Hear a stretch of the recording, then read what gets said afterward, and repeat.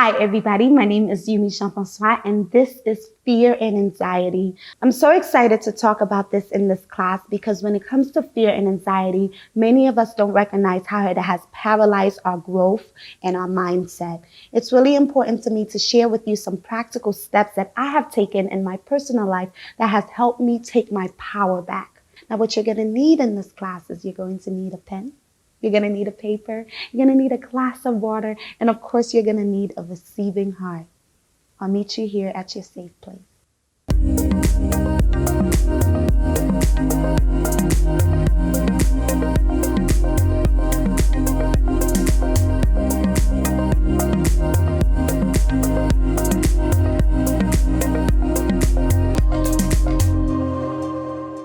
So, the thing about fear is, it shines itself in every moment of our lives. It has a way of being present, especially when we do not desire it. And I want to talk to you about that today. For many of you, you have a lot of dreams and goals in life. And you realize one of the main reasons why you have been unable to achieve these goals have been because of your fear. I've had conversations with friends and family members where they say, oh, it's because I'm scared or I'm nervous and I don't know if it'll work and I don't know if I'm good enough. All of things that didn't necessarily come from you. Your inner you. But somehow it has paralyzed your complete growth. So how did we get here? How do we get into a place where when we believe we can do something, yet when it's time to take the steps, we're unable to? I remember taking a class for anxiety and fear, and I had so many friends that suffered from panic attacks. I wanted to learn how to properly help them. So I took I believe it was a mental health aid class.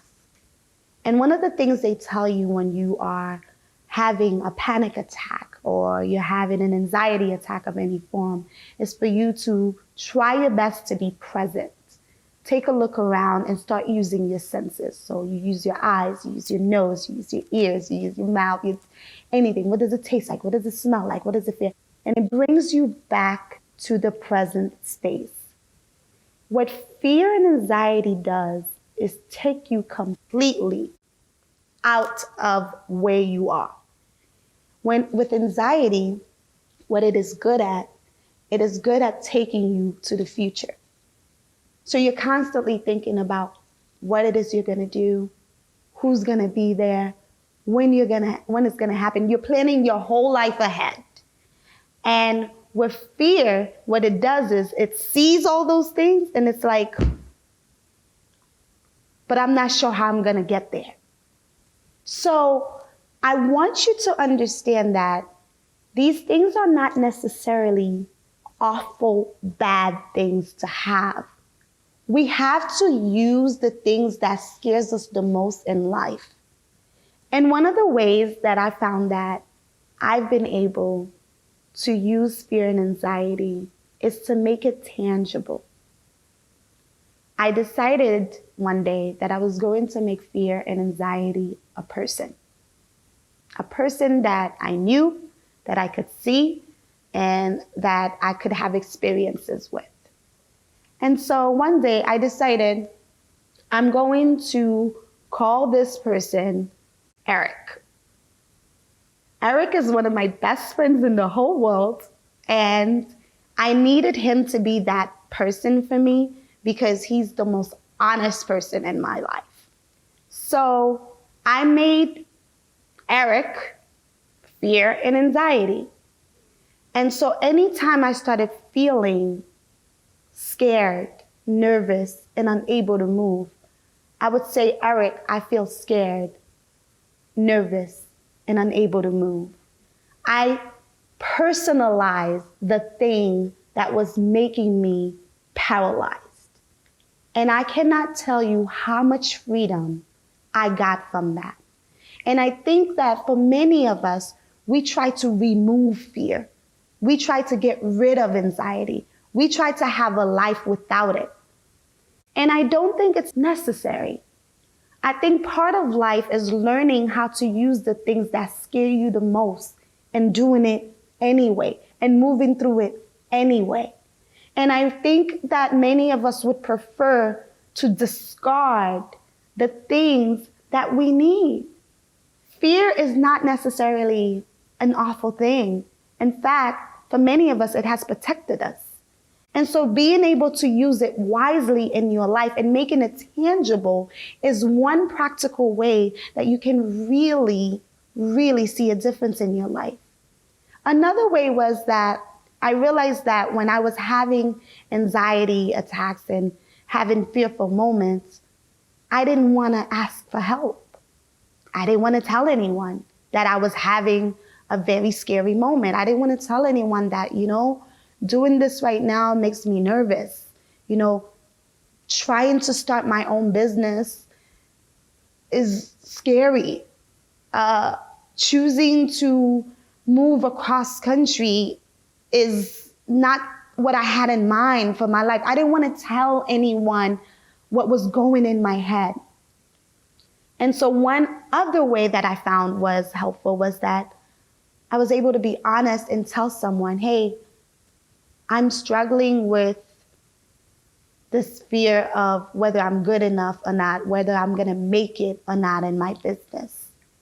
It really helped me when I was able to go to someone and say, honestly, I don't really have it together, and I'm not really sure if I'm going to be okay here. It really gave me comfort to have someone listen to me instead of me trying to deny how I was feeling. And so it's really important to me while we're talking about these type of stuff for you to understand that you don't have to completely get rid of it. It's not something you need to feel like you don't need in your life. It only is awful when it paralyzes you completely and it puts you in a stop sign. You are a person that have dreams and you have goals, and the universe is waiting for you. There are people in your life that is waiting for you to live out your purpose completely so that they can do theirs. So your fear and your anxiety should not paralyze you to a point where you cannot move. And if you find that you're in a place that that's where you are, try making it tangible. Name it, see it, smell it, be honest with it, and then say, all right, you're here, but you're coming with me where I'm going, or you're going to the side. But you're going to have to play with that. You're going to have to see what kind of person you are. Are you a person that when you have these moments of anxiety, that you completely shut down and you don't know how to move and you don't know how to get back up?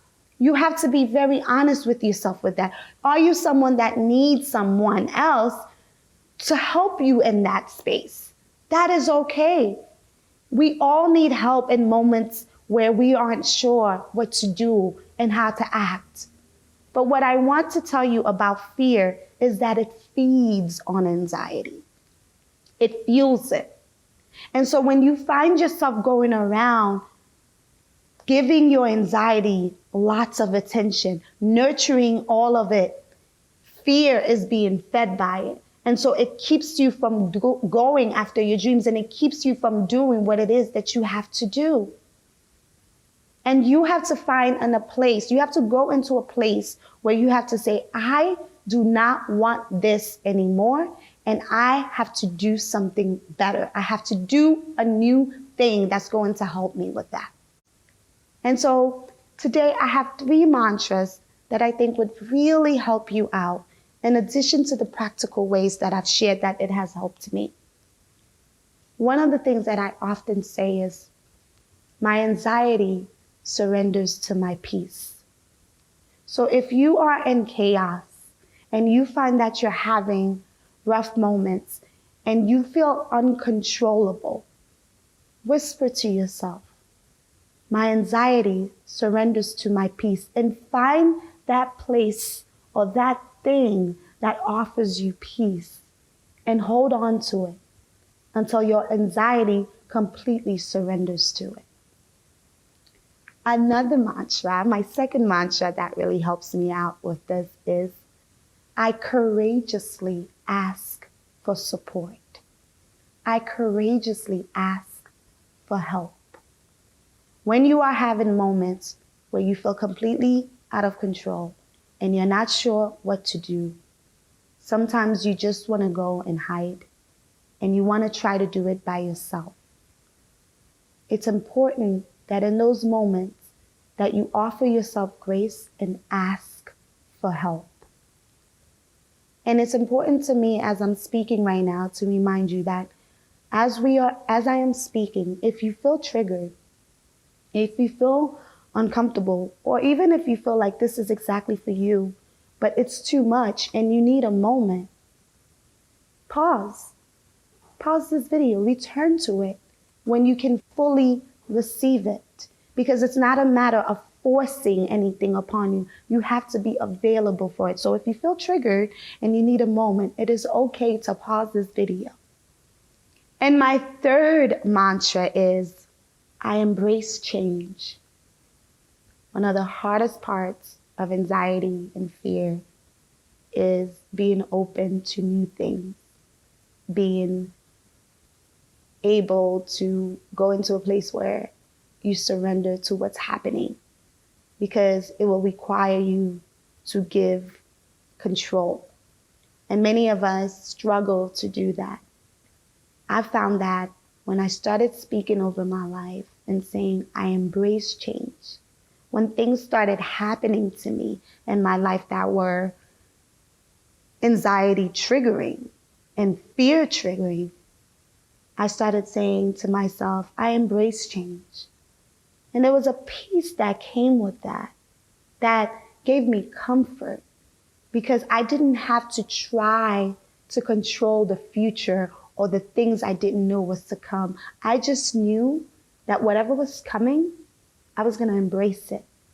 And it gave me a sense of power that I would be able to handle it. And I want to remind you that you are able to handle whatever comes your way, regardless of how you may be feeling and regardless of your circumstances. So, for today's homework, this is going to require you to get your book out, and I want you to write a list of things that has triggered your anxiety. And I want you to be completely honest about it. And right next to it, you're going to make a line. It's going to be fear. And I want you to say, it makes me feel like I such and such and such. For example, one of my anxiety triggering thoughts is, I'm not going to be successful with my business. So I feel like, oh my God, I'm not going to be successful with my business. And then right next to it, the fear that I would write is, I'm going to be broke again. I'm not going to be able to take care of my friends and family. And I'm not going to be able to live the life that I truly desire. And then you're going to add one more line. See, because it's not about just seeing the things that triggers you and the fear. We also have resolution. So the third line will be resolution. I want you to write the best outcome with those things. So, for example, with me, I'm afraid my business won't be successful.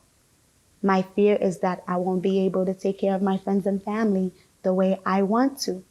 And so the third outcome for resolution for me is, but I'm resilient. So I know I'm going to be successful. So see, I know that I might not be able to be successful with my business. Damn it, my family and friends, I'm not going to be able to take care of them. Then I remember who I am. And I'm like, but I'm resilient. So my success is inevitable. So give your best outcome where your power comes back. And if you find yourself struggling with that, start talking to yourself and start whispering the mantras again. I embrace change. So whatever comes my way, you know what? I'm going to be okay with it. Hey, my anxiety surrenders to my peace. So you know what? I may feel this way right now, but I have peace inside of me that it has to surrender to. And then the third one, I courageously ask for what I need. You know what? I'm struggling right now. I'm going to ask for help. I'm going to ask for help.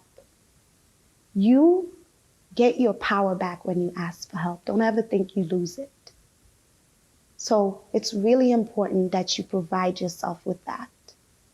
So I hope your homework today is helpful for you. And I want you to know that there are so many people in this world that is counting on you, including yourself. I would like to conclude this class today. Just a quick breathing technique. I understand that when it comes to anxiety and fear, that many of us can feel very paralyzed. And I want us to get into a place where we feel empowered again. So I know you guys are all in your safe place. So go ahead, get comfortable, and we're going to breathe together. All right. So take a deep breath in like you're smelling your favorite flower. And blow it out like you're blowing out a candle.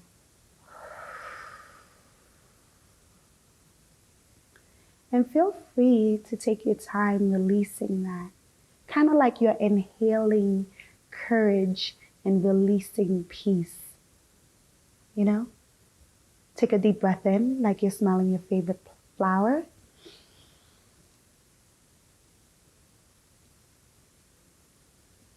Breathe out like you're blowing out a candle.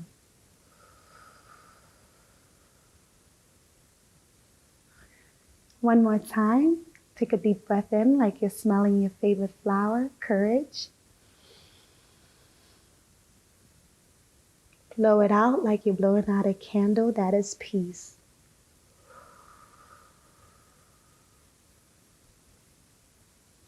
I'll see you next time.